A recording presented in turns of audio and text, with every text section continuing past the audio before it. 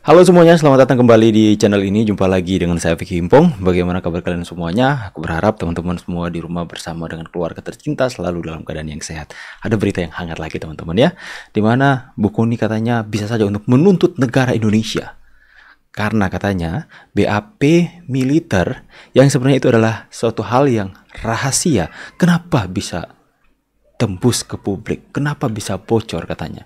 Makanya ketika BAP itu bocor, maka dia langsung ketemu dengan Panglima TNI. Kenapa itu bisa bocor? Katanya bisa saja saya akan menuntut negara Indonesia ini. Wow, lebih seru. Berarti secara tidak langsung Bu Kony ini menegaskan bahwa itu bukan hanya sekedar isu, tapi itu benar adanya BAP tersebut. Cuma disayangkannya, kenapa nih sampai bocor ke publik nih? Aib saya terbongkar nih teman-teman. Belum juga membongkar aib Ibu Riana, katanya mau membongkar aib Ibu Riana, udah aibnya terlebih dahulu udah kebongkar. Siapa yang membocorkan nih? Ini tangan-tangan yang iseng ini teman-teman. Pasti nuduhnya Pak Jokowi lagi ya. Coba kita bahas dulu videonya. Beberapa hari setelah Madam Kony berbicara keras itu, pada proses Pilpres kemarin beredarlah catatan bahkan yang menyangkut yang sangat personal tentang dirimu. Itu bukan catatan, itu BAP. Dan BAP di kan? dalam mahkamah militer. Mahkamah militer. Wow. Itu kenapa saya langsung menemui Panglima. Saya orangnya gak baperan. Aja saya baper. Ini siapa yang bikin saya tuntut negara bla bla bla. Itu bisa aja kalau saya mau kan. Tapi bukan itu prinsipnya. Saya langsung temui Panglima, langsung saya temui dengan beliau dengan segala jajarannya. Saya cuma tanya, ini file militer. Kenapa bisa keluar kalau tidak ada yang menyuruh keluar? Gitu. Wow. Jadi saya cuma bilang saya nggak mau gaduh. Saya orangnya nggak tipe gaduh untuk urusan remeh-temeh gitu ya. Tapi jelas saya terganggu dan kehormatan saya terganggu gitu kan. Karena kan dipilih-pilih kalimat-kalimatnya dan pengkondisian apa pemahamannya gitu. Saya bilang, yang pasti saya cuma minta 1 kali 24 jam di take down. Dan di take down. Beberapa hari setelah Tapi ya itulah beredar terus teman-teman. Ternyata benar juga ya soal apa mau. Udah lah teman-teman, next ya. Nama Letnan Jenderal TNI Purnawirawan Jaya Ternyata ada urusan terong dengan Hasto. Ada apa dengan Kony hingga sebegitunya sama semua Hasto? gara-gara hebohnya berita tentang mantan istrinya, yaitu Kony Rahakundini Bakri alias Kony Bakri. Di mana saat ini Ibu Kony Bakri mengaku menyimpan dokumen penting milik Sekretaris Jenderal PDIP, yaitu Bapak Hasto Kristianto. Jaya Suparman merupakan mantan perwira tinggi TNI Angkatan Darat sekaligus mantan suami Kony Bakri. Dia harus mendekam di dalam penjara akibat kasus korupsi, di mana Pengadilan Militer Tinggi 3 Surabaya pada tanggal 26 bulan September 2013 menjatuhkan vonis penjara 4 tahun dan denda 30 juta kepada Jaya. Ia terbukti melakukan korupsi sebesar 13,3 miliar saat menjabat Pangdam 5 Brawijaya. Eksekusi hukuman Jaya dilakukan di Lapas Sukamiskin. Jaya menikah dengan Kony Bakri hingga akhirnya bercerai di tahun 2014. Saudaraku, kasus korupsi yang menjerat Jaya Suparman Terong lagi. tahun 1998 Suka terong, saat ia terong. menerima kompensasi sebesar 17,6 miliar dari PT Citra Marga Nusapala Persada. Sebagian uang tersebut, yaitu 4,2 miliar, digunakan untuk operasional Kodam. Namun sisanya 13,3 miliar lainnya tidak bisa dipertanggungjawabkan oleh Jaya Suparman. Pada tahun 2013, kasus ini menyeretnya ke pengadilan militer dan ia divonis 4 tahun penjara dan wajib membayar uang pengganti sebesar 13,3 miliar. Saudaraku yang terkasih, setelah kita melihat kisahnya, tentunya kita berkesimpulan, siapa Ibu Kony? Bagaimana seorang istri? Udah banyak yang tahu teman-teman. Tapi saya juga mau bertanya-tanya soal pengaruh Bu Kony. Luar biasa pengaruhnya teman-teman ya. Bisa ketemu dengan Panglima nanti TNI secara langsung teman-teman.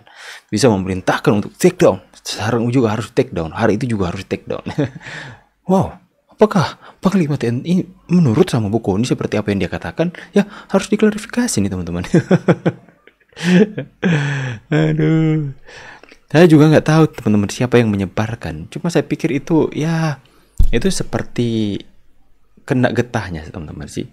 Ya seperti dia ingin melakukan kepada orang lain, dan itu hukum alam sebenarnya terjadi. Apa yang kalian inginkan orang lain perbuat kepada kalian, perbuatlah demikian kepada orang lain.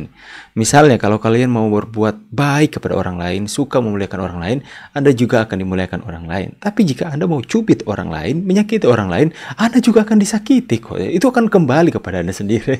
Apa yang kita lakukan hari ini itu akan sebagai cerminan saja, akan berbalik kepada kita. Jadi lakukanlah yang baik kepada orang lain, maka orang lain akan berlaku baik juga kepada kalian, ya. Next. Nah, sekarang saya cuma pengen tahu nih mereka-mereka ini ke depan ini setelah Prabowo jadi presiden berani nggak begitu?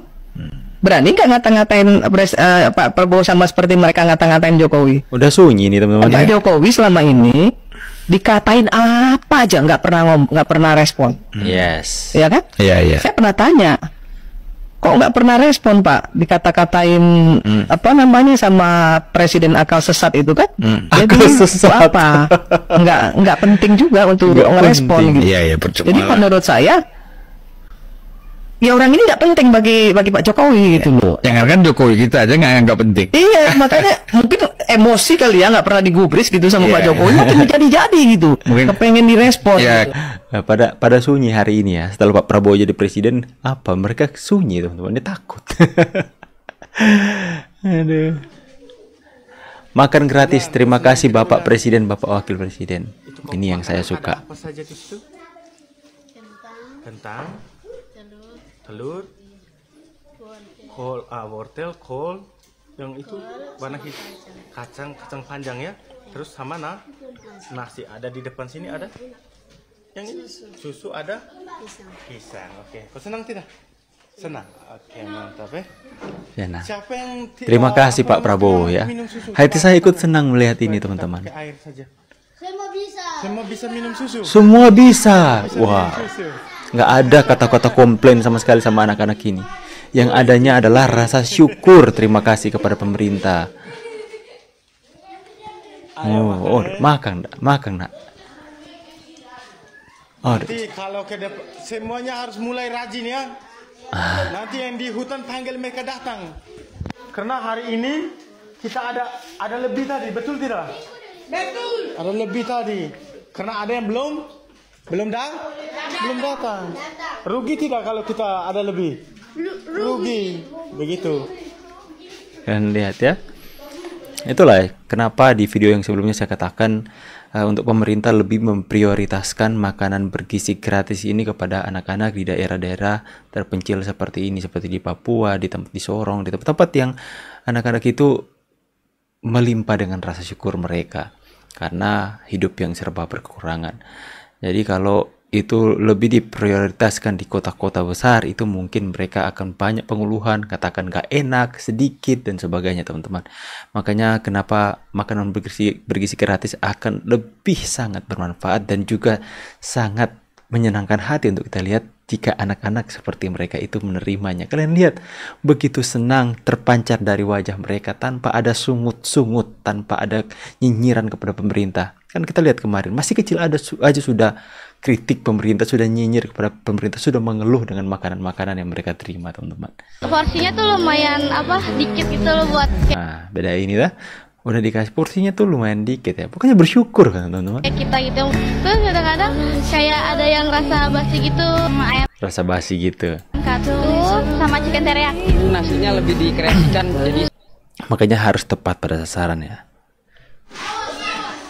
Lihat ini teman-teman. Ini kau kenapa tidak habiskan? Mau bawa pulang untuk mama. Mama belum makan dari pagi. Mama belum makan dari pagi. Mama ada sakit kau apa? Tidak. Mama dia perlu ada bengkak, jadi kamu bawa mama di rumah. Betul. Disisakan loh teman-teman nasinya. Kasihan dengan mama. Anak baik sekali. Iya Pak Guru izinkan kau bawa pulang ya. Baru engkau kenapa kau tidak makan habis? Kau bawa pulang untuk adik. Kenapa kau bawa pulang untuk dia? Dia sisakan sebagian untuk adiknya. Nanti kalau ada makan kau bawa adik ke sini ya. Aduh sayang, kau makan hanya setengah. Iya. Nah, lihat teman-teman ya. Dia makan nasi setengahnya. Kemudian telurnya dia hanya makan putihnya, kuningnya dia mau sisakan untuk adiknya. Dia mau bawa pulang. Sedangkan yang satunya, dia cuma makan lauknya. Dia hanya makan telurnya, nasinya dia nggak makan, nggak sentuh karena dia tahu mamanya belum makan dari pagi.